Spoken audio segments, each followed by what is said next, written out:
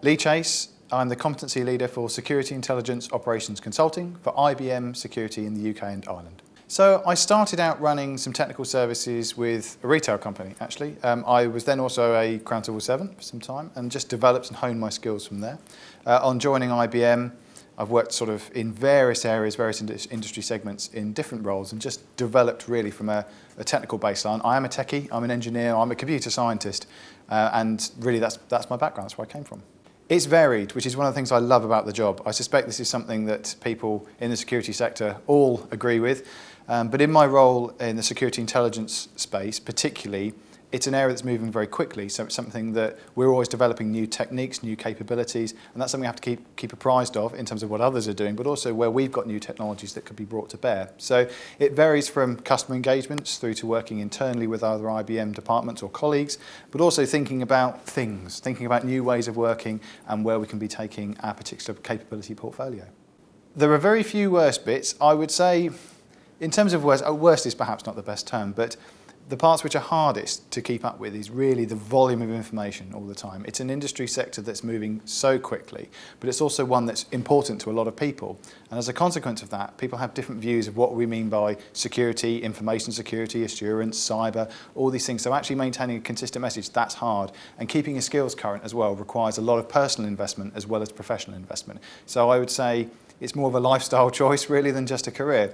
But in terms of the positives, it's amongst the most rewarding areas of technology you can work in because you can define real solutions that make a real difference to real people. And that's not just in the technical sense, but it's in the very tangible sense, such that you can solve a problem for someone which otherwise would have been a real issue for them. And that might have an impact to people's well-being or to the security of their systems or those sorts of issues which are very rewarding to deal with. So it's a great place to be from the point of view of actually delivering things of value. Well, as a shameless plug to IBM, we do actually run a security intelligence blog, but I'm not here to promote that. But there are links from that. But people like SANS, for example, the SANS Institute, they have a reading room. There's a lot of very informative resources. But keeping apprised of the public press, one of the issues, of course, with that is that it tends to be quite spiky in terms of the information that's provided. However, there's lots of very credible sources. And people like the British Computing Society have special interest groups for this. ISACA, who specialise in information assurance and security risks. So there's a lot that people can do in terms of researching this in their own time, but also build the network, work with other people, work with professionals, speak to people who actually work in this sector because, as I mentioned, people have different ways of looking at these things, but it's important that you get a rounded and holistic view.